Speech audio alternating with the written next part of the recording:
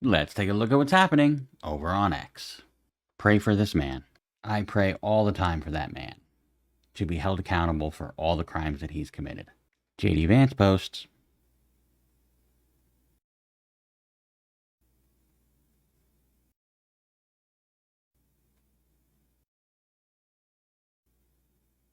for all of human history, but the last 100 years, women weren't generally permitted to make societally important decisions at all, and personally important decisions only under the guidance of a father, then husband.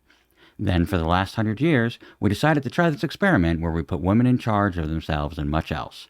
How's that working out? I would say much better than at any time previous to that in human history.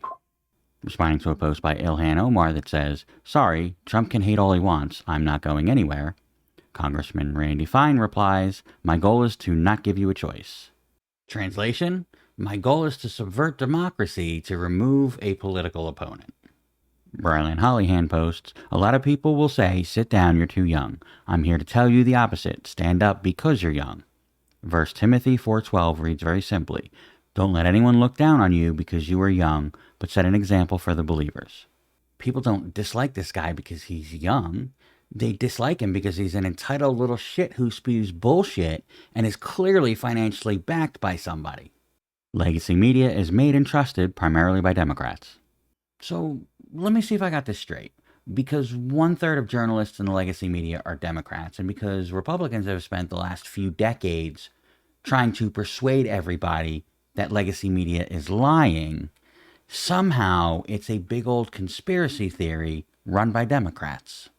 Never get down on your knees for a woman. It's a sign of submission. You are her leader. You are above her, not beneath her. Preserve the natural order.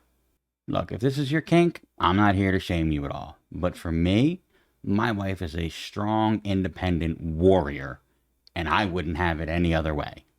If Republicans don't vote tomorrow after Charlie Kirk was murdered, then it will only signal to Democrats that they can get away with violence and there will be no repercussions. Like, I know they're trying to wring every last bit of outrage that they can over the Charlie Kirk incident, but how does this even make sense? A Democrat wasn't even involved in the man's murder. And finally, Texas is full. New Yorkers, do not come here to escape what you did in New York.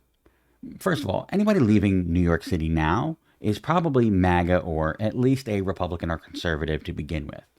Second of all, this concept that New York City, the greatest and wealthiest city in the entire world, is suddenly going to turn into a third world country overnight is fucking laughable.